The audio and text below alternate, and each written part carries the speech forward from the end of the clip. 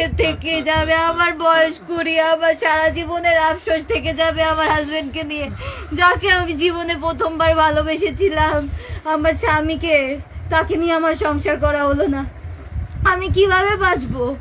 ও নিঃশ্বাস নিতে পারতেছে না, ওর গা কত যে শক্ত ছিল, ঠান্ডা ঠান্ডা, ওর হাত পা শক্ত। ও যে কত সুন্দর ছিল, ও যে কত সুন্দর ছিল, আমার হাজবেন্ডের মতো সুন্দর ছেলে আমি দেখি নাই আমার লাইফে দেখি নাই।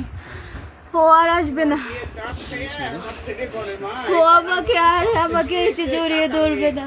ও যাওয়ার আগে আমাকে একবার বলেও গেল না, যাওয়ার আগে আমার একবার হাগও করলো না, জড়িয়েও ধরলো না।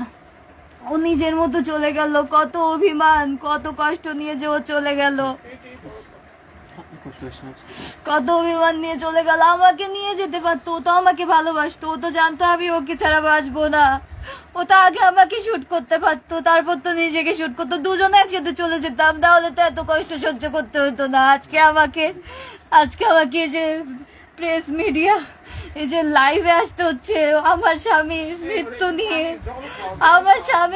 নিয়ে আমাকে কথা বলতে হচ্ছে।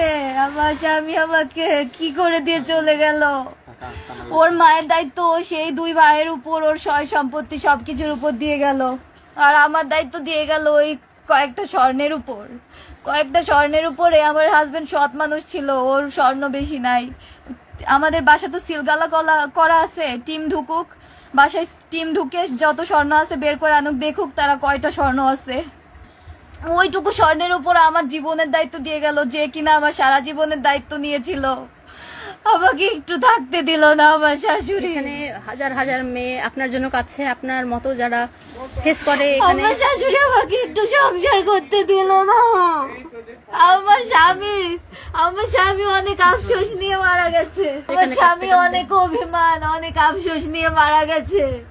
ওর মায়ের প্রতি ওর একরাশ অভিমান ছিল, যে মা কেন বুঝে না যে তার ছেলে কিসে সুখী থাকবে, সে বুঝে না যে তার বউ ভালো না থাকলে সে কিভাবে সুখে থাকবে।